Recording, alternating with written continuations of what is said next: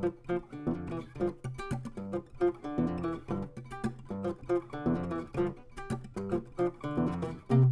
biggest problem with the thesis not getting finished is that you're trying to put too much in the thesis.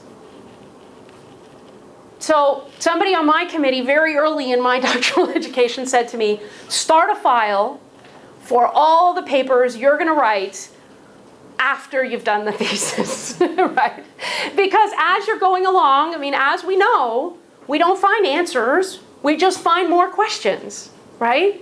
So instead of trying to get all of that into the thesis and make it this big thing that includes the whole thing, remember, if you successfully complete this thesis and you get a tenure track position, you have a 30-year research career ahead of you. You have loads of time to explore those other questions. So have a thesis that's a substantial piece of work, but the other stuff can go in a file, and then at least the other thing is then when you go to those interviews for academic positions and they ask you what you're going to do next, you have a file. You know what you're going to do next. Isn't that research program letter going to be a lot easier to write, right? You have a sense. And you probably have like a big question that sort of ties together a bunch of your interests. So now you're working on this piece. Then there might be a few more sort of smaller articles that are going to come out of the same data, but exploring slightly different questions. So after my thesis, I then wrote a couple of pieces that were using that material, but that were like bigger conceptual pieces, right? I know a lot about housework in a way that my mother doesn't quite believe.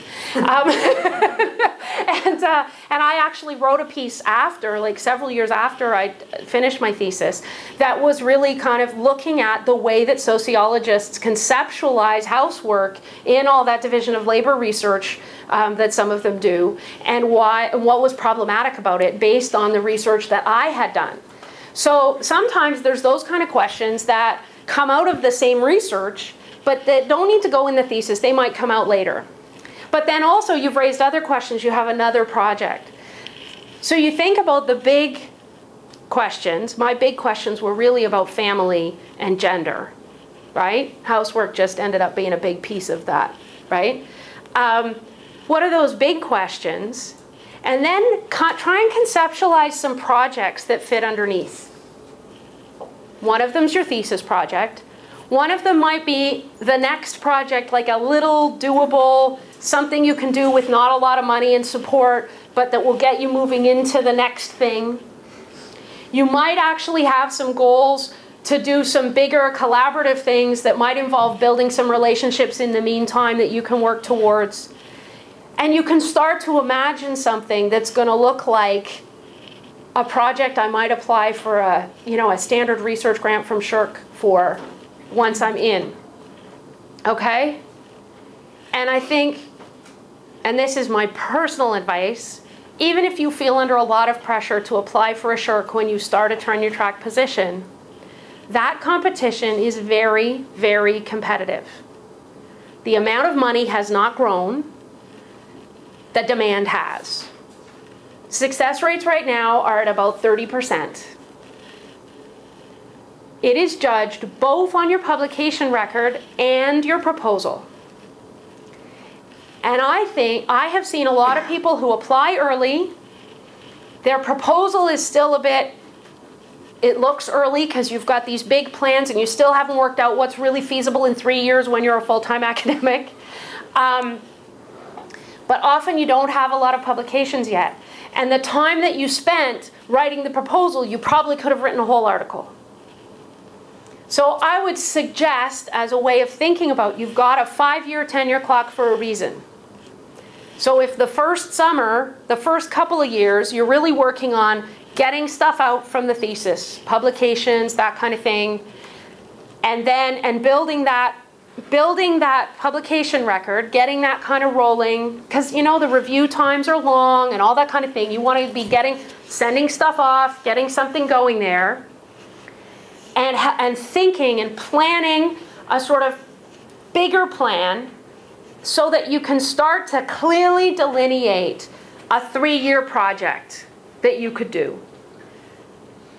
And starting to say, okay, the contribution to knowledge that I would make would be this, And here's why it's important, and here's what I would want to do. And oh, I've got a little bit of startup money, so I'm going to do a little pilot study to kind of work out the kinks in this methodology. I'm going to kind of figure this out.